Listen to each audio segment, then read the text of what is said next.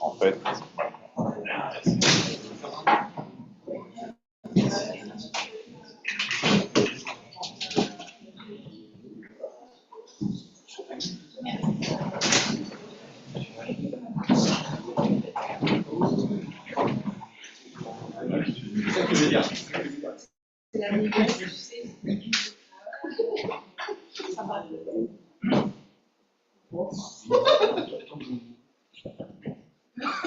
Parfait.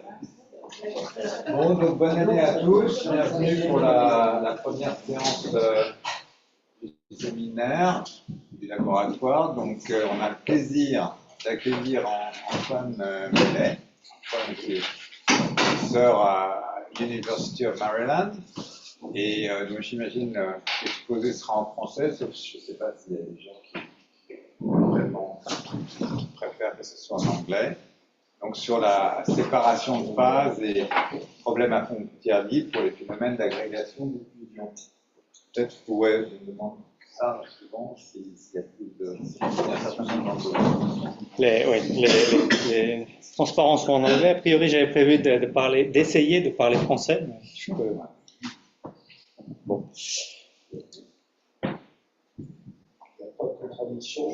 Personne n'est sûr. Any objection? Je vais faire. C'est peut-être encore moi qui aurai le plus de mal avec le français. Je vais essayer. Bon, merci. Je voudrais remercier évidemment Benoît, qui n'est pas là, malheureusement pas là aujourd'hui, de m'avoir invité. Et puis merci Albert d'avoir pris la place de Benoît du coup.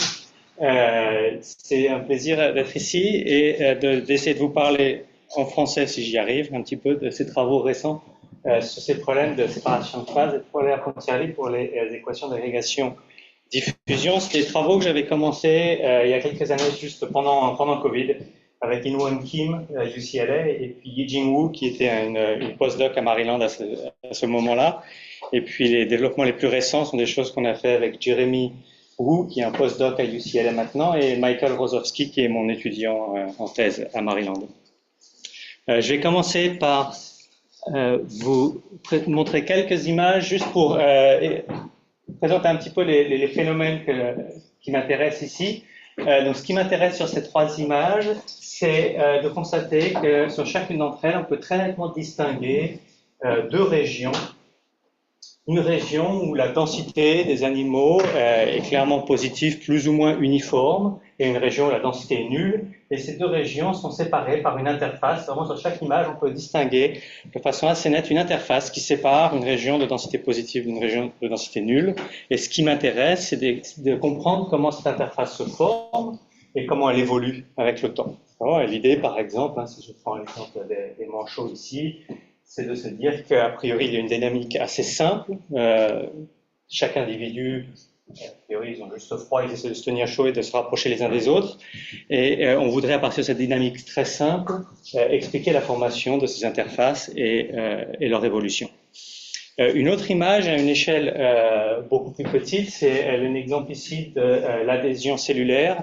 Donc ici, c'est 4 images qui montrent des amas cellulaires qui se forment. Alors, la différence entre les images, c'est la quantité de cette protéine, cadérine, qui est une protéine qui permet justement l'adhésion des cellules.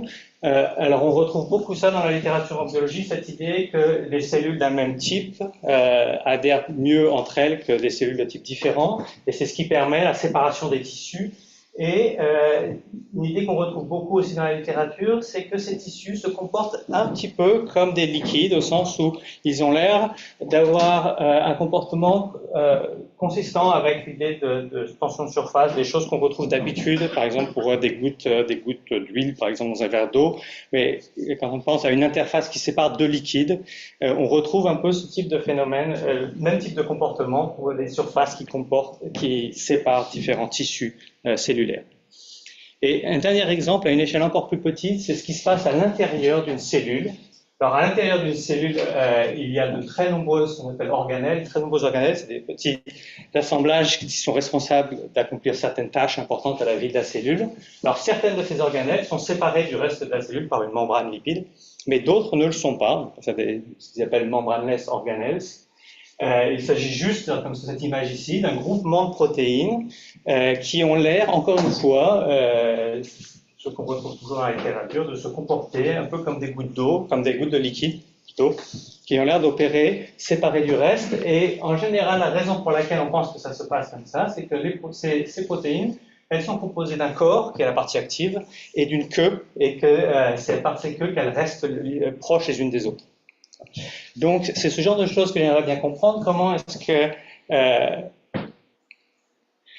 est-ce que cette espèce d'interface apparaît?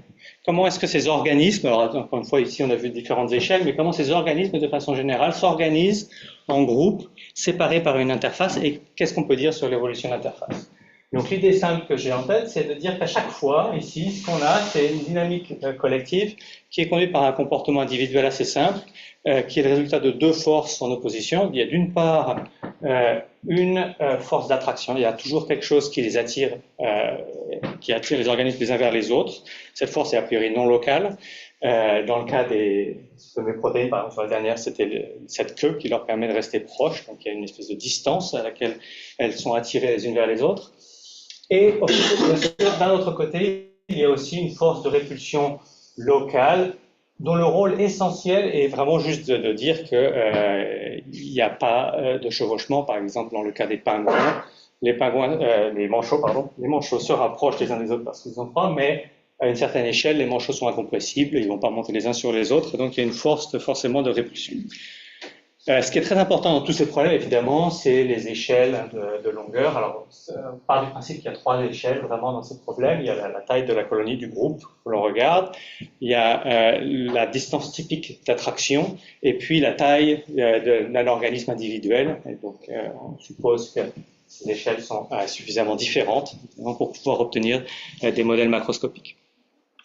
Et mon but, ça va être de montrer qu'en partant d'équations de ce qu'on appelle diffusion-agrégation très simple, très classique, plus exactement, pour simple, très classique, on peut effectivement expliquer, donc d'une part, que ces phénomènes de séparation de phase, donc cette apparition d'une interface qui sépare une région de densité positive d'une région de densité nulle, est assez naturelle, et d'autre part, qu'on peut dériver, après, par une étude asymptotique, des équations qui décrivent l'évolution de ces interfaces.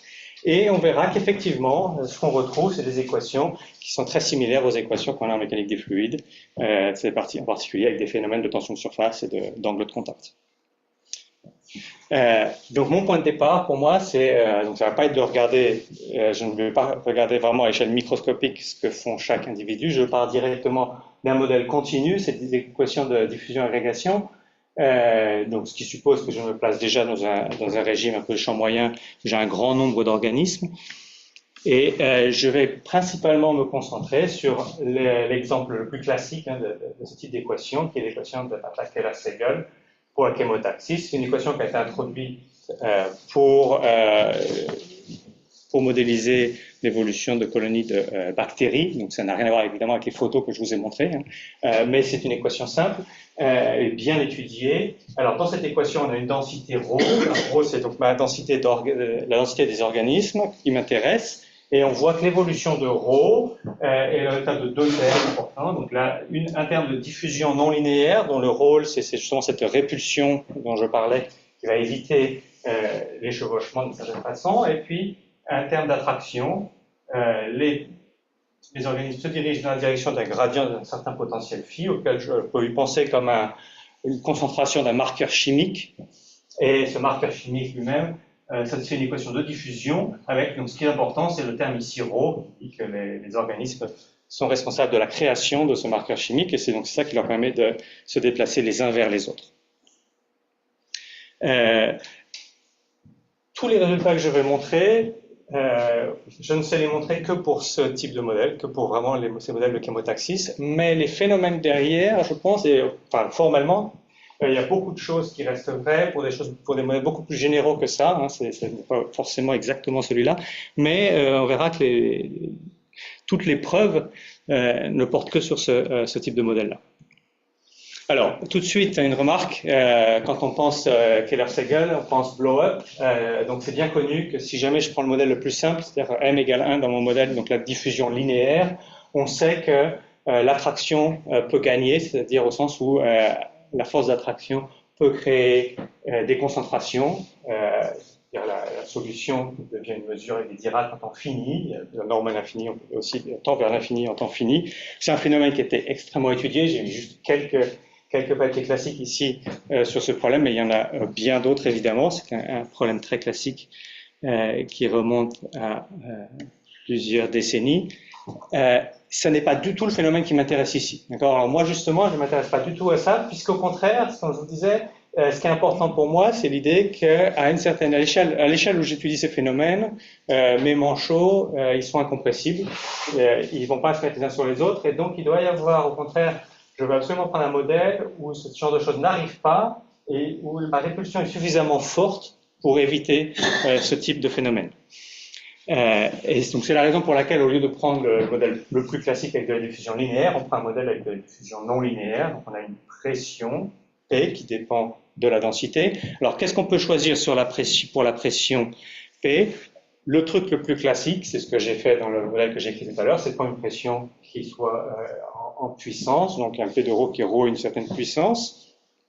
Alors là, on sait en particulier que dans ces cas-là, il y a une valeur critique pour la puissance, donc si m est plus grand que 2, moins 2 sur d, alors les solutions restent bornées à l'infini, uniformément en temps, donc il n'y a pas, on évite ces phénomènes de blow-up, dès que m est plus grand que cette valeur-là. Il y a d'autres choses qu'on peut faire. Un truc classique qu'on retrouve aussi beaucoup, c'est des lois de pression singulières. Alors c'est quelque chose comme ça, log de 1 sur 1 moins ρ, qui sont infinies quand ρ est égal à 1. Donc là, si je prends des lois de pression de ce type, j'obtiens vraiment des solutions qui d'emblée sont plus petites que 1 pour tout le temps. Dans ce papier, Zhishnikov, Chen et Albert, justement, ils dérivent exactement le modèle, l'équation que je vous ai donnée de Keller-Segel, en prenant en compte le fait que les bactéries, alors je crois que c'est dans leur papier, c'est des petits rectangles de taille finie justement, et ils écrivent une dérivation un peu microscopique de ce modèle de Keller-Segel avec des lois de pression de ce type-là, donc en prenant en compte le fait que comme les bactéries ont un volume fini, il y a un moment où elles ne peuvent plus se déplacer. Une troisième loi de pression qui est intéressante, c'est celle-ci, ce que j'appelle modèle incompressible, ou des fois un modèle sphère dure. Ici, on a une pression qui est tout simplement 0 quand ρ est plus petite que 1. Donc si ρ, la densité est plus petite que 1, il n'y a pas de problème, il n'y a pas de besoin de pression. Mais la pression apparaît comme un multiplicateur de Lagrange dès que ρ est égal à 1 pour s'assurer, donc elle est infinie quand ρ est égal à 1, pour s'assurer que la solution reste plus petite que 1 pour tout temps. Il y a énormément de papiers ces 10-15 dernières années sur la limite, justement, montrer que ce type de modèle incompressible peuvent s'obtenir comme limite de l'un ou l'autre modèle. Alors, soit la limite du modèle de diffusion non linéaire en prenant la limite m tend vers l'infini, soit en prenant ici la limite quand le paramètre zeta tend vers 0. Dans l'un ou l'autre, formellement, si on regarde la fonction p de ρ qui correspond, on obtient effectivement cette fonction-là à la limite.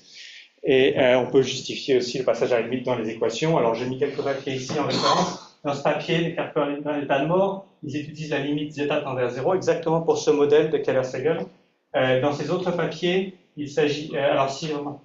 c'est presque, oui, dans l'exemple qu'il y a aussi, c'est presque... c'est pas tout à fait la même équation, mais presque la même équation que la mienne. Après, il y a beaucoup d'autres papiers, en particulier, donc là c'est plutôt sur la limite m tend vers l'infini. Il y a eu beaucoup d'autres papiers sur la limite m tend vers l'infini dans d'autres cadres, en particulier Benoît a beaucoup popularisé ces limites dans le cadre de la modélisation des tumeurs. Alors dans ce cas, c'est un peu différent puisque il n'y a typiquement pas le terme de drift, le gradient phi, mais par contre il y a un terme de source qui est là où se placent toutes les difficultés. Aujourd'hui, ce que je vais vous montrer dans les transparents qui suivent, là, c'est essayer de vous convaincre que si je prends la diffusion non linéaire avec m plus grand que 2, donc en particulier je suis dans ce cas-là, où il n'y a pas de blow-up, mais dès que j'ai m strictement plus grand que 2, alors non seulement je n'ai pas de blow-up, mais j'ai ce phénomène de séparation de phase, et cette apparition d'une interface qui sépare des régions de densité positive et des régions de densité 0. Je vais me concentrer sur ce cas-là, parce que c'est d'une certaine façon presque le plus délicat, au sens où en fait, le rôle du m plus grand que 2, c'est de s'assurer que la pression croît suffisamment pour les grandes valeurs de ρ, Or, dans ces deux cas-là, c'est beaucoup plus simple parce que finalement, la pression est infinie pour les grandes valeurs de ρ, donc il n'y a pas de souci. Donc tout ce que je vais dire, en fait d'ailleurs, on l'avait d'abord fait pour ce modèle-là, le modèle Hard-Sphere incompressible, et ça peut aussi marcher pour celui-là, mais bon, pour cet exposé, je vais me concentrer sur la modélisation, sur la diffusion non linéaire avec m plus grand que 2. Alors, puisque je veux parler, encore une fois, d'interfaces qui se forment, évidemment, la façon dont il faut y penser, c'est que mes organismes, j'ai une densité, surtout si j'ai de la diffusion, la densité va être relativement régulière. Donc, quand je parle d'interface, ce que je veux dire, c'est qu'il y a une zone de transition entre là où ρ est étant égal à 1 et là où ρ est 0, et que cette zone de transition est petite par rapport à la taille de la colonie que je regarde, la colonie de manchot que je regarde. Donc, pour obtenir une interface, j'ai besoin de passer à une certaine limite. Donc, ce qu'on va faire, c'est supposer qu'on a un très grand nombre d'individus. Je vous introduis le petit paramètre epsilon de cette façon-là. C'est comme ça que quand je fais un changement d'échelle en espace, je retrouve une masse qui vaut 1. Je change la variable en temps également, alors je fais un changement parabolique ici en x et en t pour retrouver mon équation avec un paramètre singulier, epsilon moins 2 dans l'équation. Donc il faut y penser comme j'ai un très grand nombre d'individus dans ma colonie, mais je le regarde de loin, de sorte que la colonie reste pour moi à peu près quelque chose de taille 1. Formellement, je me dis, j'ai un seul terme ici qui dépend de epsilon, celui-ci, donc quand epsilon est petit, cette chose-là devrait être petite, devrait être 0, donc ρ est très proche de sigma phi. Si je remplace le phi par 1 sur sigma ρ dans la première équation, je récupère cette équation-là, qui est, je vois tout de suite, une équation mal posée, puisque j'ai un terme de diffusion, la place pour m, et un terme d'antidiffusion. On voit ici, si jamais je peux le réécrire de cette forme-là, on voit ici, si je le réécris comme ça, vraiment le rôle des deux termes, et le coefficient de diffusion ici qui change de signe à un certain moment, et si m est plus grand que 2, alors c'est le cas m égale 2 est un peu bizarre, parce que dans ce cas-là, le terme prend les mêmes, donc là, c'est soit toujours positif, soit négatif, mais si m est plus grand que 2, on voit que ce terme-là a le bon signe pour les grandes valeurs de ρ, c'est ça qui va empêcher les concentrations, mais le mauvais signe pour les petites valeurs de ρ, et c'est ça qui va être responsable de cette séparation de phase. Alors, évidemment, ce type d'équation, si je me contentais de mettre ici 0, c'est une équation mal posée, il n'y a pas une solution unique, mais l'espoir, c'est qu'en passant à la limite quand epsilon tend à 0, je peux décrire le comportement de mes solutions. Une autre façon de comprendre pourquoi est-ce que quand m est plus grand que 2, j'ai cette séparation de phase, c'est de regarder les énergies. Alors, l'énergie associée à mon équation de Keller-Segel est décrite ici. On reconnaît un peu tous les termes. Le premier terme, c'est la diffusion non linéaire. Les deux derniers termes ici, c'est l'équation de diffusion sur le phi. Et donc, le terme moins au phi, c'est le couplage entre les deux. Et c'est évidemment, on voit tout de suite, le terme qui pose problème, c'est celui qui n'a pas le bon signe. Hein. Le reste est positif. C'est la raison pour laquelle on peut avoir des blow-up. Si je regarde ces deux termes-là, le moins rho phi et le phi carré, c'est presque le début de ρ moins phi carré. Donc je l'écris comme ρ moins phi carré, et tout ce qui me manquait, c'était le ρ carré que j'ai mis ici, le moins ρ carré. C'est très simple ça. Mais du coup, maintenant, on voit bien le terme qui a le mauvais signe, il ne dépend plus que de ρ ici, et on voit effectivement, quand m est plus grand que 2, ce truc-là va être borné par en dessous, et donc il n'y aura pas de souci, pas de blow. Mais c'est un peu mieux que ça, c'est-à-dire que si je regarde cette fonction, ce ρm moins ρ carré essentiellement, à des coefficients près, ça ressemble à ça. Alors je crois que j'ai pris m égale 3, c'est juste ρ cube moins ρ carré, il n'y a rien de mystérieux. Souvenons-nous que ρ est une densité, donc ρ ne prend que des valeurs positives, donc je vais rajouter ici la condition que ma fonction W, je peux la prendre égale à l'infini quand ρ est négatif, parce que je ne vais pas avoir de valeur négative. Et si je fais ça, je vois que cette fonction est un potentiel à deux puits, au sens où je peux trouver une fonction linéaire, que j'ai mis ici en pointillé, qui touche la fonction par en dessous, en 2 points, en 0, et puis un autre point ici que j'ai appelé θ. Ce qui signifie que si je modifie ma fonction W en lui ajoutant la partie linéaire a fois ρ, je peux récupérer pour W une fonction qui est tout le temps positive et égale à 0, en 0 et en une valeur θ. Alors, changer cette fonction, donc rajouter dans l'énergie A fois ρ, ça ne change pas grand-chose parce que la masse étant préservée, ça change l'énergie qui n'est pas une constante. Donc, c'est quelque chose que je peux faire aussi au niveau de l'énergie, rajouter ici plus A ρ et avoir que des termes positifs. Et avec un premier terme qui est cette espèce de potentiel à double puits. Alors, ce n'est pas tout à fait le potentiel classique, au sens où on voit bien qu'en zéro, il y a un peu, c'est un peu un potentiel singulier, un puits singulier, pardon, mais ça ressemble quand même à quelque chose qu'on a vu ailleurs. Alors, ce que je vais faire à partir de maintenant, c'est définir la fonction f comme étant ma pression, donc c'est ρm, enfin c'est l'énergie qui vient de la pression ρm, plus je rajoute la partie linéaire, cette partie linéaire à ρ qui va me rendre l'énergie positive, et W c'est donc le F moins ρ carré. Je peux réécrire mon équation de Keller-Segal sous cette forme, pour bien faire apparaître vous êtes de ρ moins le phi, la compétition entre la diffusion et la fraction. Et donc j'ai donc cette énergie, comme je disais, qui maintenant n'a que des termes positifs. Et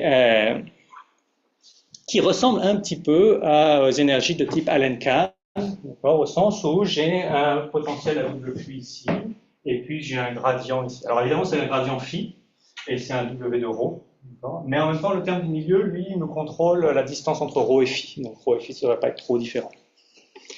En fait, on peut faire un peu mieux que ça, et c'était une remarque qu'a fait mon étudiant Michael Rosowski, qui avait remarqué que si je définis ce potentiel dual, alors ce W bar de phi, qui est défini comme ça, alors le F star, c'est la transformée de Legendre du F, alors ce potentiel W bar est aussi un potentiel à double puits, et aussi en zéro, puis l'autre puits va être en θ sur sigma. Alors je peux réécrire mon énergie sous cette forme-là.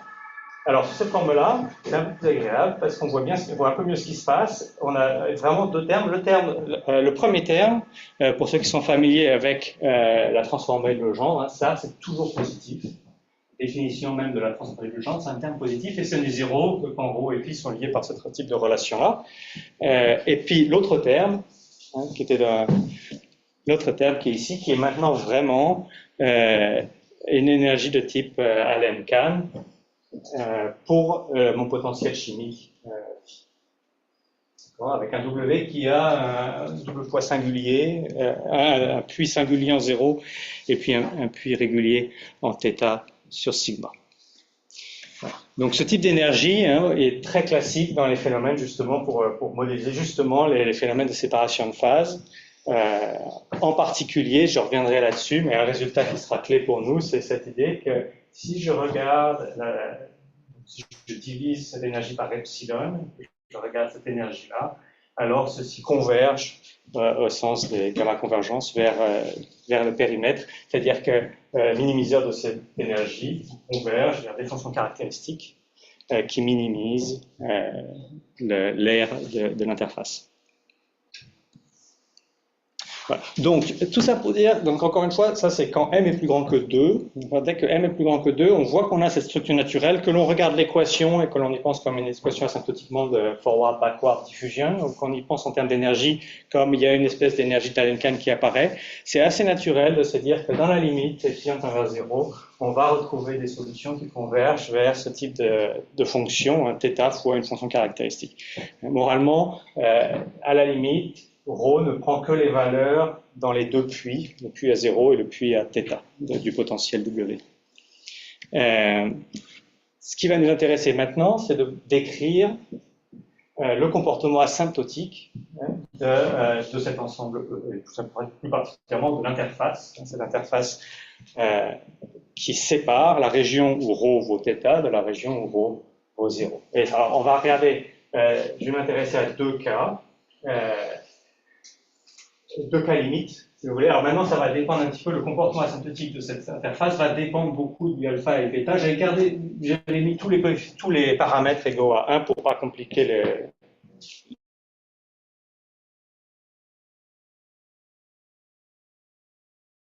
il faut pour mes organismes pour relaxer vers l'endroit où le phi est maximal et combien de temps il faut pour mon phi pour relaxer vers un équilibre. Et donc je vais regarder deux cas particuliers. Le premier cas, c'est quand je prends bêta égale à 0, ça veut dire que le potentiel phi relaxe immédiatement, quasi stationnaire.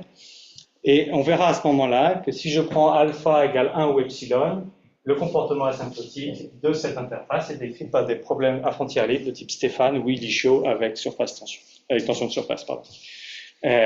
Alors, je m'intéresse à ce cas, je vais prendre bêta égale 0, ça simplifie quand même pas mal les choses, mais je prétends que ceci capture vraiment la dynamique asymptotique du système dès que alpha et bêta, alpha sur bêta, pardon, le rapport des deux est grand par rapport à epsilon. Ensuite, du coup, je vais regarder le cas opposé pour voir ce qui se passe si jamais je prends à la place alpha égale à 0 et maintenant bêta égale 1, et à ce moment-là, on verra, et ça c'est des travaux plus récents avec mon étudiant Michael Rozowski, que le comportement asymptotique est décrit par des problèmes de type mouvement par courbe moyenne. Et encore une fois, je vais regarder ce qui se passe quand alpha égale à 0, mais au moins formellement, on peut voir que ceci capture vraiment le comportement asymptotique de l'interface dès que alpha sur bêta est petit par rapport à epsilon. Je dirai un mot peut-être à la fin sur ce qui se passe quand alpha sur bêta est de l'ordre d'epsilon. Okay. Donc, maintenant, un peu plus précisément, qu'est-ce qui se passe? Donc, quand bêta est 0, encore une fois, l'équation pour phi devient une équation stationnaire, donc je peux réécrire mon phi comme une convolution, tout simplement, avec un noyau J epsilon, qui doit forcément converger vers un Dirac. Et je peux réécrire mon équation de Taylor-Segal sous cette forme, avec le W, mon potentiel W'. J'ai mis le moins rho ici, et à partir également de W'. Comme ça, on voit maintenant ce terme-là tend vers 0, hein, parce que G epsilon tend vers 1 sur sigma delta. La question, c'est à quoi ressemble ce terme-là maintenant plus précisément? J'avais déjà fait cette remarque que ce terme-là devait tendre vers 0. Maintenant, à quoi il ressemble plus précisément? Si je fais un développement de Taylor, on voit tout de suite que le premier terme qui ne s'annule pas, c'est le terme en epsilon carré fois le Laplacien de ρ. Le terme d'ordre 1 s'annule par symétrie.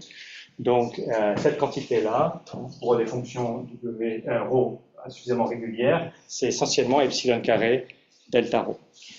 Ce qui signifie que mon équation, ce qu'on appelait l'équation parabolique elliptique, hein, parce que j'ai pris, quand je prends bêta égale à 0, on appelle ça l'équation Taylor-Segal parabolique elliptique, je peux la réécrire sous cette forme-là avec un B epsilon qui est presque epsilon carré delta ρ, et donc mon équation ressemble à celle-ci, qui est l'équation très classique, qui est l'équation de Canillard dégénérée. Alors dégénérée à cause du ρ ici, hein, c'est le ρ ici qui me fait que cette équation est dégénérée, mais c'est une équation très classique, et en particulier une équation tout à fait associée à ces idées de séparation de phase. D'autre part, je peux réécrire mon énergie associée à mon équation sous cette forme-là, qui est la même qu'avant. La seule différence, c'est que maintenant le phi est donné, donc c'est mon énergie ne dépend plus que de ρ, puisque le phi est donné par la convolution de G epsilon avec ρ. Tout ça, par ailleurs, hein, ce serait quelque chose que je peux faire pour tout noyau. C'est là que je disais, c'est un peu plus général, au sens où je peux prendre n'importe quelle approximation limitée ici pour définir mon phi. Et ce que je viens de dire là sera vrai, enfin, à condition que ce coefficient ici soit fini, ce moment d'ordre 2 soit fini, tout ce que je viens de dire là est vrai. Voilà, donc Canillard, on sait que c'est associé à ces phénomènes de séparation de phase. Alors, cette relation entre les équations d'agrégation-diffusion et Canillard, c'est pas complètement nouveau, et ça apparaît dans plusieurs papiers, pas forcément de façon aussi claire que ce que je viens d'expliquer, mais ça a été étudié en particulier numériquement pour étudier ces équations d'agrégation-diffusion à certaines échelles. Un papier qui n'a pas grand-chose à voir avec ce qui m'intéresse ici, mais juste, je mentionne quand même, si jamais on multiplie le terme, donc B epsilon, souvenez-vous, il est comme epsilon carré de la place ρ, si je le multiplie par epsilon moins 2,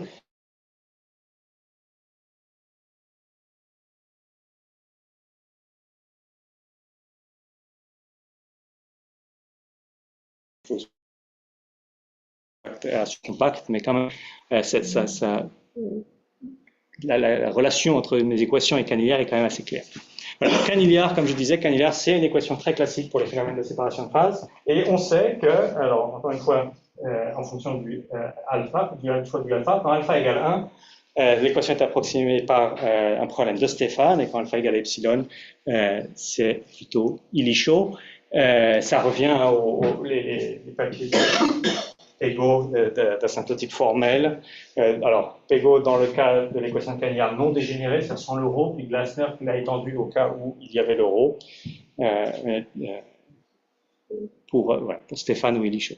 Alors, je vais expliquer d'abord brièvement le cas de Stéphane. Donc, qu'est-ce que je suis en train de dire ici? Ce que je prétends, c'est que quand alpha égale 1, l'équation parabolique elliptique de Taylor-Segal, qui est maintenant écrite comme ceci, alors j'ai réécrit sous la forme initiale, on vous retrouve bien notre modèle très simple, agrégation-diffusion, avec un potentiel phi qui est une convolution, alors ça c'est approximé à la limite même égale à 0 par cette équation-là qui fait intervenir, alors W star star c'est la transformée de Legendre de la transformée de Legendre, donc c'est l'enveloppe convexe de W. Alors en particulier, souvenez-vous de notre W qui ressemblait à ceci. Donc l'enveloppe convexe, évidemment, maintenant, elle est 0, entre 0 et θ. Donc ça veut dire qu'on a trois régions ici, la région où la densité est 0, la région où la densité est entre 0 et θ, et dans le jargon de problème de Stéphane, en général, on appelle ça le mushy region. Stéphane, ça a quelque chose à voir avec toujours les problèmes de glace qui fondent, de glaçons qui fondent dans un verre d'eau. Donc, le mushy region, c'est des régions qui sont gelées, mais pas tout à fait de l'eau, enfin qui sont gelées, mais pas tout à fait de la glace. Et puis, il y a une région où ρ est plus grande que θ, où là, on aura juste de la diffusion non linéaire. Ce qui est intéressant, c'est qu'on peut toujours montrer pour ce type de problème que si temps t égale à 0, il n'y a pas de mushy region, alors il n'y en a pas pour les temps futurs. Au sens des mesures, c'est la mesure de l'ensemble de la mushy region est 0. Et donc dans ce cas-là, on a un problème plus simple puisqu'on a vraiment juste deux régions. Une région où ρ est plus grande que θ et une région où ρ est égal à 0. Donc on a notre interface dans ce cas-là. Et l'évolution de l'interface est décrite par un problème de Stéphane que j'ai écrit ici. Dans la région où ρ est plus grande que θ, on a de la diffusion non linéaire. À l'extérieur, ρ vaut 0. Et la vitesse de l'interface, si je regarde l'équation suffisamment longtemps, on peut se convaincre que c'est juste quelque chose qui dépend proportionnel au gradient de quantité non linéaire de ρ. Donc ça, c'est Stéphane. Alors, qu'est-ce qu'on peut montrer rigoureusement? Ça, c'est un peu formel tout ce que je vous ai dit là. Rigoureusement, qu'est-ce que je peux montrer? D'abord, je peux montrer que si je regarde l'énergie associée à mon problème, je peux le réécrire comme ça. Alors, encore une autre façon d'écrire l'énergie. Et sous cette forme-là, c'est assez facile de montrer qu'effectivement, cette énergie converge, je pense, de la gamma convergence vers cette fonctionnelle qui fait intervenir l'enveloppe convexe de ρ. L'idée, c'est que ce terme-là, c'est essentiellement epsilon carré gradient ρ carré. Si G décroît suffisamment vite, c'est une bonne approximation de la norme H1. Et une fois qu'on a ce résultat-là, on peut montrer celui-ci, ce qui dit que si je prends donc une solution ρ epsilon de mon équation de Taylor-Segal, avec l'énergie bornée, alors à une sous-suite près, j'ai convergence vers une fonction ρ uniformément en temps et puis le sens des mesures en x. Et d'autre part, si je suppose que j'ai convergence des énergies, c'est-à-dire si l'énergie associée à mon ρ epsilon converge vers l'énergie limite de ma limite, alors ρ est solution de mon problème de Stéphane que j'ai écrit ici. Alors, quelques remarques là-dessus. Sur ce type de résultat, il s'agit d'un résultat conditionnel. Et tous les résultats que je vais vous donner aujourd'hui presque sont de ce type-là. C'est-à-dire que, a priori, tout ce qu'on sait, c'est qu'on a cette limite, cette inégalité de la Limach, que ça vient de la gamma convergence. La Limach de nos énergies, c'est supérieur ou égal à l'énergie de la limite.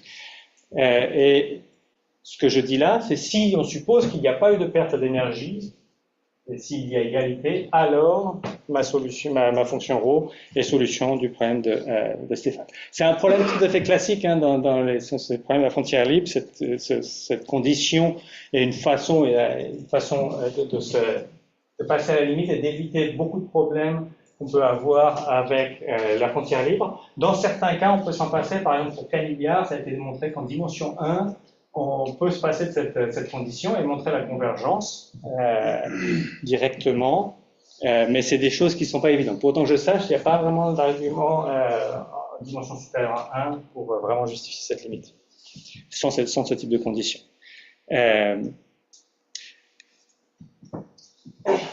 Qu'est-ce qui se passe après? Qu'est-ce qui se passe ensuite? Si je regarde mon problème de Stéphane, j'ai une interface, donc j'ai une région où ρ est plus grand que 1, plus grand que θ, pardon. Là-dedans, j'ai de la diffusion et la frontière qui pousse, le domaine qui s'étend, et ça va continuer à s'étendre jusqu'à ce que ρ soit égal à θ. Donc, ce que je m'attends, c'est qu'à la limite, en temps long, je vais me retrouver avec une fonction qui est égale à θ dans un certain ensemble, l'infini, et puis 0 à l'extérieur. Alors ça, évidemment, c'est pas un état stable de mon équation de Taylor-Segal, c'est ce que j'obtiens en temps long de mon problème de Stéphane, mais c'est au mieux un état métastable de mon problème de Taylor-Segal. puisque là, je ne peux rien dire vraiment sur cet ensemble E infini. Donc, ce que j'aimerais savoir maintenant, c'est qu'est-ce qui se passe à une échelle de temps plus longue. Quelle est l'évolution de ce E infini à une échelle de temps plus longue. Donc, ce que je vais faire pour voir ça, c'est je me donne une condition initiale qui est déjà de cette forme-là. Je prends une condition initiale qui est déjà de la forme ρ, θ, fonction caractéristique d'un ensemble E. Et je vais prendre alpha égale epsilon. Ça correspond en fait à regarder le comportement de mon équation à une échelle de temps epsilon moins 1. Donc ça correspond juste à regarder ce qui se passe à une échelle de temps un peu plus longue. Donc je reprends mon équation de Keller-Segal avec cette échelle de temps un peu différente et avec une condition initiale qui est bien préparée, qui est déjà une fonction caractéristique.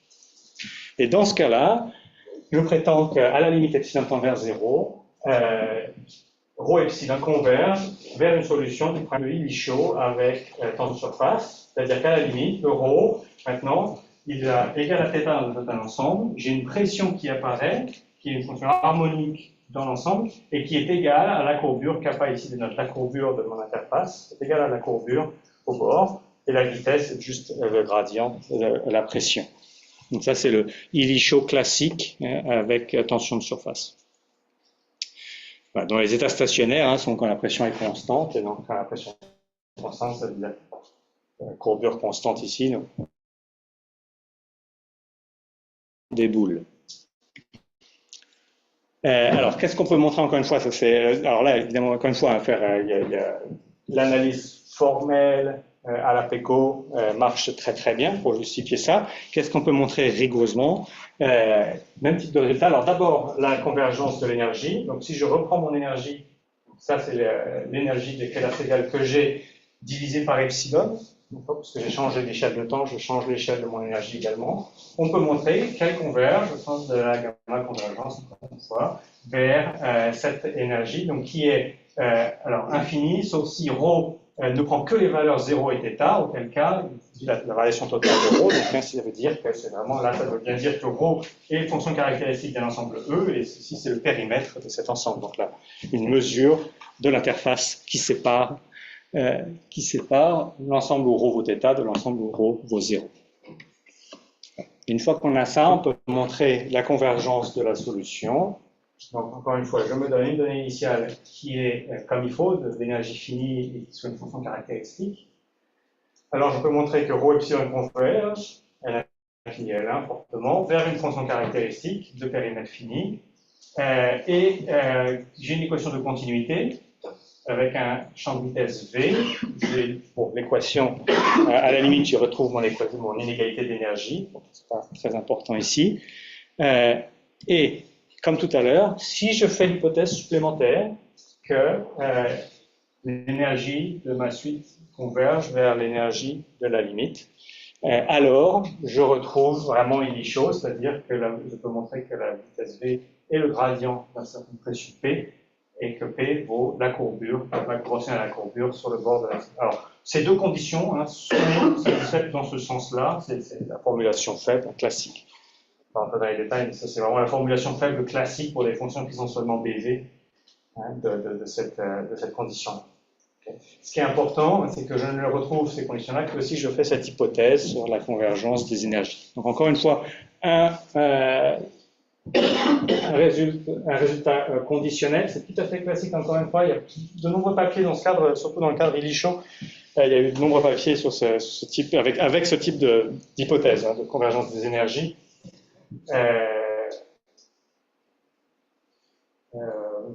Ça c'est sur Muscat, mais c'est le même genre, Muscat, Illichaux, tout ça, c'est papier sur des problèmes qui ressemblent et qui utilisent le même type d'hypothèse. Le point clé dans la preuve, le truc qui est vraiment important et d'une certaine façon nouveau dans ce qu'on fait, c'est de justifier que cette hypothèse de convergence de l'énergie, que j'ai réécrit ce temps-là, je passe mon temps à réécrire l'énergie sous des formes différentes, et c'est vraiment important, c'est vraiment pour ça que ça marche. Mais finalement, l'énergie de Keller-Segal la plus simple, la formulation la plus simple dans le cas elliptique, parabolique elliptique, c'est celle-ci. C'est vraiment très simple. Et l'idée, c'est qu'une fois qu'on suppose qu'on a convergence, donc on sait que cette énergie converge au sens de gamma convergence vers celle-ci. Si je suppose que j'ai vraiment convergence selon ma sous-suite, je peux montrer que j'ai convergence de la first variation, la première variation, et c'est ça qui permet de passer à la limite dans l'équation. Donc, justifier ça, c'est vraiment la clé. Alors, il y a plusieurs résultats de ce type qui ont été montrés. Alors, dans le cas du périmètre classique, ça supposait que si j'ai convergence du périmètre, j'ai convergence de la courbe en moyenne, ça revient, on va obtenir des vieux résultats. Et il y a eu des adaptations plus récentes. Alors, en particulier, le papier de Lowe et Otto est très intéressant parce que c'est très similaire à ceci, à une grosse différence près, c'est que phi epsilon qu'il considère est une convolution de rho avec la gaussienne. Il parle de heat content energy, mais c'est vraiment juste une convolution avec la gaussienne. Et il montre ce résultat-là. Donc nous, la seule différence, finalement, c'est que notre noyau, c'est le G epsilon qui vient de l'équation elliptique de Keller-Segel pour le potentiel phi. Ce qui est intéressant, c'est que la preuve de Lowe et Otto ne marche du tout dans notre cas, et notre preuve ne marche pas du tout dans leur cas. Donc c'est des preuves qui n'ont rien à voir. On utilise très très fortement la structure de l'équation elliptique de Keller-Segel pour pouvoir justifier ce résultat. Pour autant que je sache, ce résultat n'a été vraiment justifié rigoureusement que dans ces deux cas. Le cas de la gaussienne et le cas alors, nous, on peut jouer un petit peu sur l'équation elliptique, on peut remplacer le Laplacien par un opérateur linéaire, on peut même mettre un Laplacien fractionnaire à la place du Laplacien, il y a des choses qui marchent encore, mais pour juste un noyau général, on peut donner un G epsilon à support compact. Formellement, il n'y a pas de souci, ça devrait marcher, mais c'est un problème complètement ouvert. Voilà. Voilà. Ça, c'était juste un résumé de ce que je viens de dire. Je voudrais maintenant parler un petit peu de ce qui se passe. Donc là, on a vu pour l'équation Keller-Segel, si je prends l'équation parabolique elliptique, donc j'ai remplacé l'équation pour phi par une équation elliptique, j'obtiens typiquement Illy-Shaw. Maintenant, je voudrais dire un mot sur ce qui se passe quand on regarde l'équation elliptique parabolique. Donc je fais le contraire, c'est-à-dire je suppose maintenant que c'est les organismes, la densité ρ, qui se stabilisent très vite vers un équilibre quasi stationnaire, donc j'ai plus de VT sur le ρ. Par contre, le phi qui diffuse lentement. Ça a été suggéré d'ailleurs peut-être par des biologistes qui disent que ce n'est pas forcément absurde au sens où très souvent la diffusion ou le mouvement de mes organismes est un mouvement actif qui dépense de l'énergie. Une bactérie, elle dépense de l'énergie pour se déplacer, alors que là, il s'agit d'une diffusion passive. Ce n'est pas forcément absurde de se dire que cette diffusion est plus lente finalement que le mouvement de mes organismes. Alors, il y a juste un petit souci, c'est que la première équation ici n'est pas forcément bien posée, ça dépend un peu du F qu'on se donne. Alors nous, on va simplement dire, on va prendre pour la solution de ce problème-là, on prendra toujours le minimiseur de l'énergie. Donc pour un phi donné, je vais dire que ρ tout de suite se stabilise sur un minimiseur de cette énergie, avec la condition évidemment que la masse soit égale à 1. Donc pour des F raisonnables, j'ai un minimiseur unique. Et puis je peux écrire mon équation de Lagrange, qui me dit comme ça. L'équation de Lagrange, le ρ, c'est ce df star de phi moins L, où L, c'est mon multiplicateur de Lagrange pour la contrainte sur l'intégrale de ρ égale à 1. Alors, d'autre part, souvenez-vous, j'avais introduit à un moment ce potentiel W bar, c'est I, W, le phi carré moins F star de phi. Alors, si je prends une dérivée de cette relation-là, je vois que si ma phi, je peux l'écrire de cette forme, W' plus df star de phi. Alors, je vais utiliser ces deux expressions-là pour remplacer le ρ moins phi. En remplaçant le ρ par celui-ci et le phi par celui-là. Et ce que je retrouve, c'est cette équation. Donc, je réécris mon équation elliptique parabolique Keller-Segel sous cette forme. Je reconnais maintenant en bleu une équation de type Allen-Kahn, pour phi, que j'ai un potentiel à double puits W bar prime ici. Et puis, par contre, j'ai un terme de plus. J'ai ce terme-là qui fait intervenir L. Alors, quand ρ, ceci vaut 0. Donc, c'est vraiment un terme qui vient du multiplicateur de Lagrange. Donc, c'est un terme ici qui vient vraiment de cette condition sur la masse de ρ. Donc, d'une certaine façon, c'est une équation de type Allen-Kahn avec une condition sur le volume. Alors, il faut juste faire un tout petit peu attention parce que je n'ai pas de condition sur la masse de phi. Donc, c'est une condition sur la masse de ρ. Mais cela dit, je ne suis pas très loin parce que si jamais j'intègre cette équation-là et j'utilise le fait que l'intégrale de ρ vaut 1, j'obtiens une équation très simple sur l'intégrale de phi. Donc, je peux calculer l'intégrale de phi explicitement et je vois en particulier que quand epsilon tend vers 0, ça tend vers 0 très vite. L'intégrale de phi, quand epsilon est petit, elle est vraiment conservée, égale à 1 sur sigma. Donc, j'ai presque quand même une équation de type Allen-Kahn avec conservation du volume. Alors, les modèles plus classiques qu'on trouve dans la littérature de type Allen-Kahn avec conservation du volume, c'est plutôt ce type-là. Donc, soit Donc ça, c'est vraiment ça, c'est exactement ce que j'ai. Alors après, par contre, c'est soit de mettre juste un multiplicateur de Lagrange, soit il y a plusieurs travaux récents qui ont été faits avec ce genre de termes dans l'équation. Pour concentrer le rôle du multiplicateur de Lagrange à certains endroits dans l'évolution de phi. Bon, il y a beaucoup de travaux sur ce genre de choses. Quand epsilon tend vers 0, pour ces modèles-là, on sait que ce qu'on obtient à la limite, c'est des équations de type mouvement par courbure moyenne.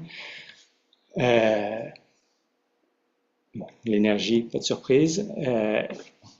On a une énergie évidemment associée à un autre problème. On peut obtenir en prenant tout simplement le minimum de l'énergie du problème parabolique parmi tous les rho.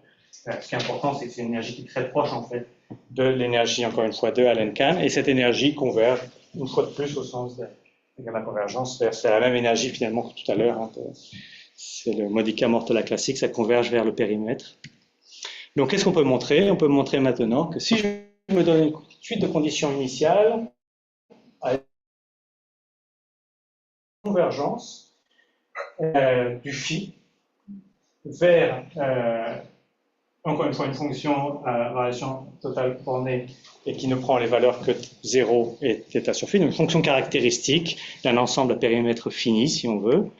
Et si j'ajoute, une fois de plus, la convergence des énergies comme hypothèse, je suppose que je n'ai pas de perte d'énergie à la limite, alors il existe un champ de V, donc ça c'est une relation qui me dit juste que le V caractérise bien la vitesse de l'interface, et ce qui est important, c'est la loi en bas qui me dit que la vitesse, c'est juste moins la courbure, plus un multiplicateur de Lagrange lambda. Il y a le point le plus délicat dans la preuve, finalement, c'est de montrer que ce lambda est dans L2 en temps. Je vais être très bref maintenant sur les deux points que je veux rajouter. D'abord, parce que j'avais mentionné ça au début, les angles de contact. J'ai toujours travaillé jusque-là dans RD, je ne me suis jamais posé trop de questions sur le bord du domaine, mais on peut tout faire dans un domaine borné, oméga. Alors dans ces cas, c'est assez intéressant, je vais regarder ce qui se passe pour le modèle parabolique elliptique. On peut faire plusieurs choses. On peut continuer à se dire que le phi, c'est la convolution du noyau J epsilon avec ρ. C'est-à-dire qu'une certaine façon, le domaine n'apporte pas tant que ça sur les interactions entre individus, mais je pense plutôt au domaine comme une contrainte. Il me donne que le support de ρ doit rester dans l'oméga. Ou, et c'est plutôt en général ça qui est fait dans le cas de Keller-Segal, je reprends l'équation elliptique, donc je vais perdre la convolution, je reprends l'équation elliptique satisfaite par le potentiel phi, et j'y rajoute des conditions au bord du domaine oméga. À ce moment-là, je perds la convolution, mais je garde mon équation elliptique. Ce que je prétends, c'est que dans ce cas-là, tout ce que j'ai expliqué sur la dérivation du prime Illichaux marche très bien, et on récupère en plus, donc il y en a un domaine oméga ici en noir qui est fixe, d'accord, une interface en bleu qui est l'interface qui se déplace, et on récupère en plus de tout le reste une condition sur l'angle de contact ici, que j'ai appelé tau. Alors, pour être plus précis, si dans le cadre de l'équation avec le chémotaxis, je me donne des conditions de Neumann sur le potentiel chimique phi, alors je récupère une condition d'angle orthogonal, donc tau égale pi sur 2. Si je veux faire les choses un peu plus rigolotes et je me donne des conditions de type turbine pour mon phi, alors la contact va dépendre de mes coefficients ici. Donc, si je prends b égale à 0, ça revient à prendre Dirichlet, d'accord, et dans ce cas-là, de toute façon, on a un minimum de 1 et 2, donc c'est 1. Et le taux pi, l'angle de contact est pi, ça veut dire que le contact est tangentiel. Donc j'ai mon ensemble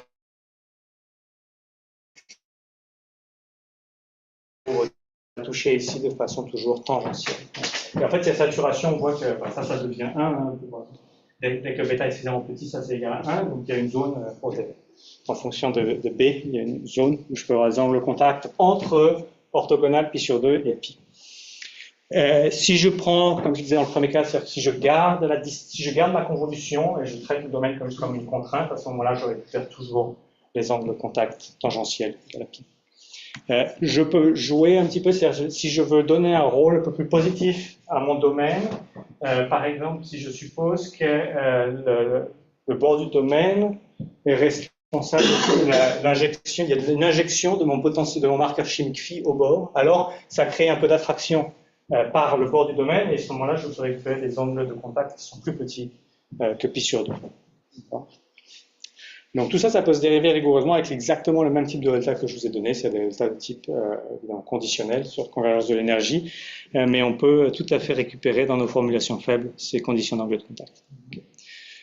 Et donc la toute dernière chose, c'est de dire brièvement ce qui se passe si je reviens maintenant au modèle parabolique-parabolique. Donc ça, c'est le modèle que j'ai écrit au tout début de l'exposé, avec mon alpha, mon bêta. Je fais mon changement d'échelle. Alors j'ai changé, j'ai mis un taux ici qui correspond à l'échelle dans le temps à laquelle je veux regarder mon problème, juste pour me donner un peu plus de liberté, un paramètre de plus ici. C'est mon équation. Donc, qu'est-ce que je prétends ici? Donc, pour l'instant, ce que j'ai dit, c'est si alpha sur bêta est grand par rapport à epsilon, je récupère en fonction de l'échelle de temps que je choisis, soit Stéphane, soit Elie-Shaw. Si je fais l'hypothèse inverse, alpha sur bêta petit par rapport à epsilon, avec une échelle de temps appropriée, c'est mouvement par courbure moyenne. Et donc, si vous voulez juste rajouter celui-là, si alpha sur bêta est égal à epsilon, de l'ordre de epsilon, alors qu'est-ce qui se passe? Bon, on voit que les deux temps caractéristiques qu'on a étudiés ici sont les mêmes maintenant, bêta ou alpha epsilon moins 1, c'est les mêmes choses. Et dans ce cas-là, ce qu'on retrouve à la limite, c'est une interpolation entre ces deux-là. C'est un modèle, dans la littérature, ça s'appelle Elie-Shaw avec tension de surface et kinetic undercooling. J'avoue que je ne me souviens plus pourquoi ça s'appelle comme ça. C'est en général présenté comme un modèle un peu plus régulier que Elie-Shaw. Ça correspond. La différence, c'est qu'au lieu d'avoir au bord que la pression est égale à la courbure, donc type Dirichlet, on a une condition de type Robin. Donc, du moins le signe qu'il faut pour que ça marche bien. On s'est remplacé par une condition de type Robin. Alors, si on pense que ça, c'est la vitesse, V, on voit qu'on a interpolé entre P égale kappa et V égale kappa. Donc, V égale kappa, c'était le courbure moyen, P égale kappa, c'était Elie-Shaw. Et donc, dans ce cas-là, on récupère un mélange des deux. Et c'est en fait ce problème. Donc ça, c'était les travaux qui ont été réalisés par mon étudiant, Michael Orzowski, pendant sa thèse. Voilà. Donc, c'est fini. Brièvement, en conclusion, donc ce qui m'importe ici vraiment, c'était de montrer que juste un modèle qui prend en compte juste ces deux phénomènes très simples, attraction, alors attraction non locale, mais short range, finalement c'est ça, mon changement d'échelle, c'est ça qu'il fait, c'est qu'il ramène le range d'attraction à une répulsion locale suffisamment forte pour éviter les blow-up. Alors on a la séparation de phase à une échelle de temps qui était mon échelle parabolique de départ, epsilon moins 2. Des comportements de type fluide avec tension de surface, que ce soit Elie-Shaw ou courbure moyenne. La tension de surface joue un rôle et l'histoire d'angle de contact. Un truc, donc dans les choses qu'on aimerait faire maintenant, évidemment, c'est essayer de se débarrasser le plus possible de ces questions de cette hypothèse de convergence des énergies. Alors c'est quelque chose qu'on sait faire. On a fait ça avec un postdoc, Ji-Won Jang, dans le cadre des limites vers le mouvement par courbe moyenne. Il y a quand même beaucoup plus de choses, c'est un modèle ordre 2, il y a plus de choses connues, plus de choses faisables dans ce cadre-là. Et donc on arrive à montrer des états de convergence en utilisant des formulations plus faibles de l'équation limite avec des varifolds, sans faire d'hypothèse de convergence des énergies. Pour autant que ça, je pense que pour Elie-Shaw, on en est loin. Un truc qui m'intéresse pas mal aussi, c'est de rajouter donc, dans ces modèles, je n'ai pas trop insisté dessus, mais quand je prends ρ m et je prends m plus grand que 2, ça a deux effets. Ça a deux effets de problème plus entre ça. Ça fait beaucoup de diffusion quand ρ est grand, c'est ce qui évite les blow-up. Ça fait aussi très peu de diffusion quand ρ est petit, ça devient très dégénéré quand ρ est petit. Si je rajoute, en plus de mon ρ m, mon ρ cube par exemple, je rajoute un ρ dans la diffusion. À ce moment-là, je vais retrouver, il y a du mouvement brownien qui fait que mes deux phases ne seront plus θ et 0, mais seront θ et une autre valeur positive. Et donc je vais récupérer dans ce cas-là des problèmes de type Tomlin-Seterka, c'est-à-dire Elie-Shaw à deux phases, Et ça, alors c'est pas forcément très intéressant dans le cas des manchots, des photos sur les manchots, qui se promènent pas tant que ça sur la banquise de façon aléatoire, mais c'est très intéressant si j'étends ces travaux-là à des modèles de type hyperbolique. Si je regarde, si je veux regarder des modèles fluides avec pression et en termes d'attraction et retrouver des phénomènes de séparation de phase pour les gaz. Voilà. Après, comme je disais, ça je pense que c'est là la question. Pour moi, c'est la grosse question ouverte dans nos techniques. Hein, c'est cette question du noyau K, enfin, non, puisque moi j'ai la VG epsilon dans notre cas. Pourquoi est-ce que on arrive à faire une preuve quand notre G epsilon est le noyau d'une équation elliptique simple? Pourquoi ça marche aussi quand c'est une gaussienne et pourquoi pour l'instant personne n'arrive à faire quoi que ce soit pour autre chose? C'est une question à mon avis importante. Voilà, je vais m'arrêter là. Merci beaucoup.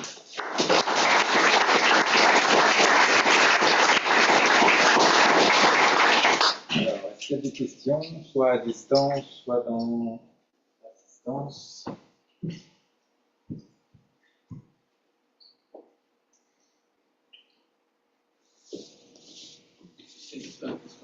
Donc le M, finalement, est-ce que le M de la non-linéarité, de la définition, est terminé juste dans la forme du W.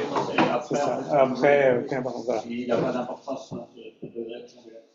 J'ai besoin, donc on a besoin de M plus grand que 2 pour avoir cette forme, mais après il ne joue plus de rôle. Donc effectivement, on peut jouer, alors ça n'a pas du tout besoin d'être ρ à la puissance M, ce qui était important, c'était que le F de ρ moins le ρ carré ait ce comportement double puits. Donc en particulier, si jamais mon F de ρ c'était 0 puis 1, je peux retrouver quelque chose qui fait ça, par exemple avec la 0 puis l'infini, qui est incompossible, j'ai ça, enfin même on peut faire plein d'autres choses avec, sans qu'on a cette espèce de comportement double puits. Autre question? Oui, Pierre. Oui, j'aimerais savoir si ce type de modèle permet de faire la fusion de composants différents de la condition initiale, par exemple, de partie de la densité qui serait sous-fusionnée. Et si oui, qu'est-ce qui se passe à la limite? Si j'avais ma condition initiale, c'est deux ensembles, Par exemple. et puis éventuellement alors, surtout dans l'idée de faire la limite, les différentes limites de capacité. Par exemple, dans la configuration mouvement par couple moyenne, c'est pas complexe. Voilà, alors il y a deux aspects. Alors, je n'ai fait aucune hypothèse sur ma condition initiale autre que périmètre fini, donc je peux tout à fait avoir des choses très complexes.